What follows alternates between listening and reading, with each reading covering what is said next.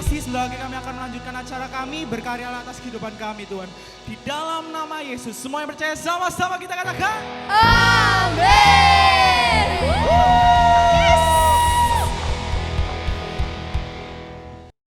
Halo semuanya, welcome to LC Teen Online Service. Gimana kabar kalian? Aku harap semuanya baik-baik aja ya.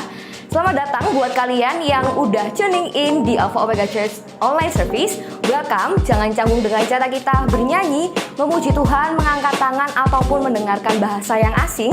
Karena kami percaya bahwa lagu dapat membangkitkan iman kita, dan itu semua merupakan ekspresi cinta kita kepada Tuhan kita yang dahsyat. Nah, sekarang ada beberapa pengumuman yang perlu saya sampaikan untuk kalian semua. Yang pertama, Teen Online Service bisa kita akses di YouTube Alpha Omega Church setiap hari Minggu pukul 7 pagi. Jadi, Teen Online Service bisa diakses di YouTube Alpha Omega Church setiap Minggu jam 7 pagi. Dan yang kedua, buat teman-teman yang rindu untuk memberikan persembahan, teman-teman bisa memberikan melalui rekening yang ada di bawah ini. Dan satu lagi, Komsel masih tetap berjalan di jam-jam ibadah yang sudah ditentukan di Komsel kalian. Jadi, jangan lupa ajak kawan, kerabat untuk join bersama-sama dalam Komsel.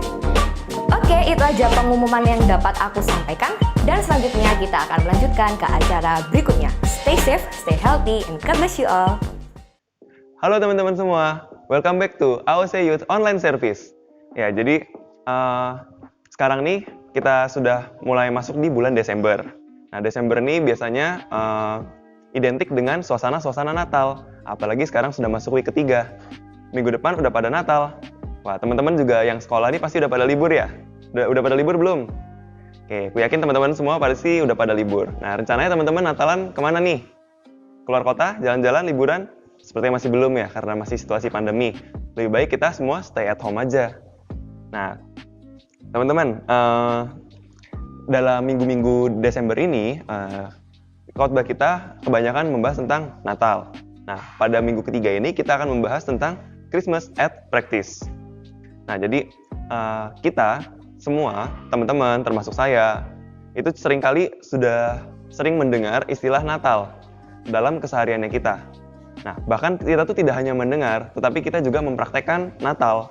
Dengan apa? Dengan merayakan bersama keluarga, bersama teman-teman, mungkin kita makan malam bersama, mungkin kita tukar kado dengan mereka, ataupun bahkan juga dengan di Komsel maupun teman-teman gereja.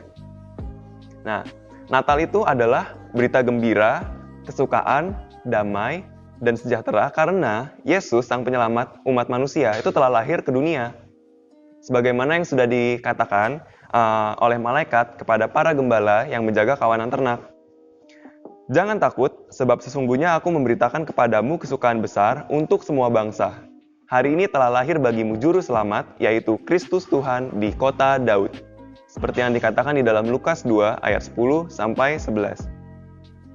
Jadi istilah Natal itu sudah sangat familiar lah bagi kita, bagi saya, bagi teman-teman semua. Nah, karena suasana Natal ataupun kata-kata Natal yang sudah sangat familiar bagi kita, mungkin seringkali kita tuh lupa terhadap apa sih sesungguhnya makna Natal bagi kehidupan kita. Nah, jadi di sini kita akan membahas makna Natal. Yang pertama adalah sukacita. Kenapa sukacita? Kenapa kita harus bersukacita pada saat hari Natal? Nah, Natal ini adalah hari peringatan lahirnya Sang Juru Selamat ke dunia. Siapa Sang Juru Selamat kita? Tentu saja Yesus Kristus, yang akan menyelamatkan dan menebus dosa-dosa umat manusia. Dia adalah Raja di atas segala raja, yang akan mengalahkan dosa dan maut. Para malaikat di sorga pun bersukacita karenanya. Mengapa kita tidak? Nah, itu dia. Ya, makna yang pertama adalah sukacita. Berikutnya adalah pengorbanan. Mengapa pengorbanan? Nah, seringkali kita melihat momen Natal itu adalah momen sukacita, momen bahagia, momen bersukaria. Namun, ternyata sesungguhnya di balik sukacita yang kita alami, yang kita rayakan tiap tahunnya ini, ternyata tuh ada pengorbanan besar yang dilakukan oleh Yusuf dan Maria. Mengapa pengorbanan? Ya, tentu saja karena Yusuf dan Maria, saat Maria mengandung Yesus, situasi Yusuf dan Maria itu belum menikah. Karena mereka belum menikah, mereka belum jadi suami istri, namun Maria harus mengandung Yesus karena dari Roh Kudus. mereka juga harus menanggung malu dan menanggung banyaknya sekali omongan-omongan dari lingkungan mereka. Nah, di samping itu, mereka pun juga harus melindungi bayi Yesus, dan mereka tuh harus mencari tempat yang aman untuk Maria melahirkan bayinya. Seperti yang kita ketahui bahwa Maria melahirkan Yesus itu di palungan ataupun di kandang domba. Nah, seperti itu. Jadi, makna yang kedua adalah tentang pengorbanan. Masuk ke makna yang berikutnya adalah tentang penggenapan. Allah telah membuktikan akan janji-janjinya dan Allah tidak akan pernah berdusta. Lahirnya Sang Juru Selamat merupakan penggenapan Allah kepada manusia di bumi. Melalui Natal, ini mengingatkan kita bahwa kasih Allah itu gak pernah berubah.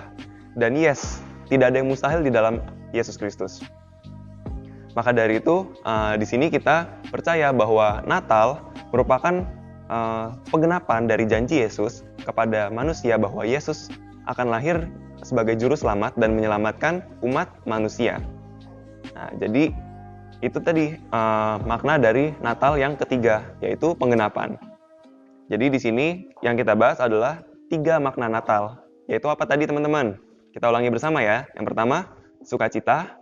Yang kedua, pengorbanan. Dan yang ketiga adalah penggenapan. Nah, sebenarnya di luar itu masih banyak sekali makna-makna Natal yang ada. Dan siapapun bisa mengartikan Natal menurut versinya masing-masing. Nah, namun terlebih dari itu, kita tuh nggak cukup jika hanya mengetahui apa sih makna Natal atau apa sih artinya Natal. No, tidak hanya sampai di sana. Jadi selain kita mengetahui, kita juga harus mengaplikasikan makna Natal dalam kehidupan sehari-harinya kita. Nah, lalu apa saja yang dapat diterapkan? Nah, di sini ada hidup baru. Perlu diketahui dan diingat bahwa kita adalah manusia yang diselamatkan oleh darah Sang Juru Selamat. Karena telah diselamatkan, kita perlu sadari bahwa kehidupan kita itu bukanlah lagi sama seperti mereka orang-orang yang berdosa. Seperti mereka umat-umat manusia yang belum diselamatkan. Kita harus menerima Yesus di dalam hati kita dan kita harus membiarkan Yesus itu berkehendak di dalam kehidupannya kita. Supaya apa yang terjadi dalam hidupnya kita, itu juga yang diinginkan oleh Yesus dan itulah yang menjadi yang terbaik bagi kehidupan kita. Dalam 2 Korintus 5 ayat 17, jadi, siapa yang ada di dalam Kristus, ia adalah ciptaan baru. Yang lama sudah berlalu, sesungguhnya yang baru sudah datang. Nah, jadi seperti yang sudah dikatakan dalam Alkitab tadi, bahwa kita, manusia, di dalam Kristus, kita tuh merupakan ciptaan yang baru. Kita sudah nggak sama lagi dengan mereka, umat-umat manusia yang berdosa. Mengapa? Karena kita, manusia, kita umatnya Yesus Kristus, kita tuh sudah diselamatkan oleh Dia, diselamatkan oleh darah Sang Kristus yang sudah mati di kayu salib dan menebus dosa kita manusia. Nah, masuk ke pengaplikasian yang berikutnya, yaitu hidup berkemenangan. Perlu diingat kembali bahwa kita adalah manusia yang berdosa, yang telah ditebus dan diselamatkan oleh darah Sang Juru Selamat, Yesus Kristus. Nah, maka dari itu, kita harus mengalahkan juga keinginan-keinginan buruk dan negatif yang berada pada diri kita.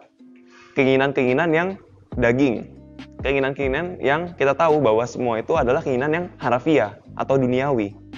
Kita sebagai manusia yang sudah diselamatkan oleh Yesus, kita perlu ingat bahwa kita harus melepas semua itu. Kita harus hidup berkemenangan. Hidup berkemenangan ini maksudnya apa? Kita menang atas dosa ataupun maut. Kita menang atas sakit penyakit. Kita menang atas kekurangan dan kelemahan-kelemahan yang ada pada dirinya kita. Sebab, semua yang lahir dari Allah mengalahkan dunia. Dan inilah kemenangan yang mengalahkan dunia, iman kita. Siapakah yang mengalahkan dunia selain daripada dia yang percaya bahwa Yesus adalah anak Allah? 1 Yohanes 5 ayat 4-5. Hidup berkemenangan. Masuk pada pengaplikasian yang ketiga, hidup berpengharapan. Hidup berpengharapan adalah sikap hidup yang optimis. Mensyukuri setiap kejadian yang ada di dalam hidupnya kita dan yakin bahwa akan ada kebaikan yang akan hadir setelah penderitaan yang kita alami. Hidup berpengharapan merupakan sikap hidup yang optimis. yang tidak boleh pantang menyerah, yang pasti kita juga harus bersyukur. Hanya pada Allah saja kiranya aku tenang, sebab daripadanya lah harapanku. Mazmur 62 ayat 6. Dikatakan juga di dalam Mazmur tersebut bahwa ya, dalam Yesus, dalam Allah, itu ada pengharapan. Dari pengharapan tersebut akhirnya membuat kita, manusia itu tenang. Mengapa? Karena kita tahu dan kita sadar bahwa Yesus itu adalah Allah yang menggenapi janjinya. Sehingga kita berharap kepada Allah yang tepat. Diberkatilah orang yang mengandalkan Tuhan, yang menaruh harapannya pada Tuhan. Diperkuat lagi di sini di dalam Yeremia 17 ayat 7. Bahwa diberkatilah orang yang mengandalkan Tuhan, yang menaruh harapannya pada Tuhan. Menaruh harapan ini bukan sekedar hanya, ya, aku menggantungkan harapanku kepada Tuhan.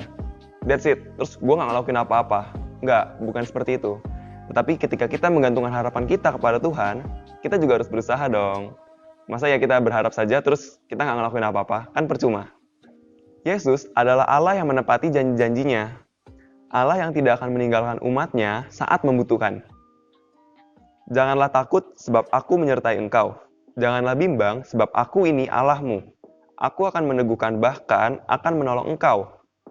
Aku akan memegang engkau dengan tangan kananku yang membawa kemenangan. Yesaya 41 ayat 10. Jangan takut sebab aku menyertai engkau. Jangan bimbang sebab aku ini Allahmu.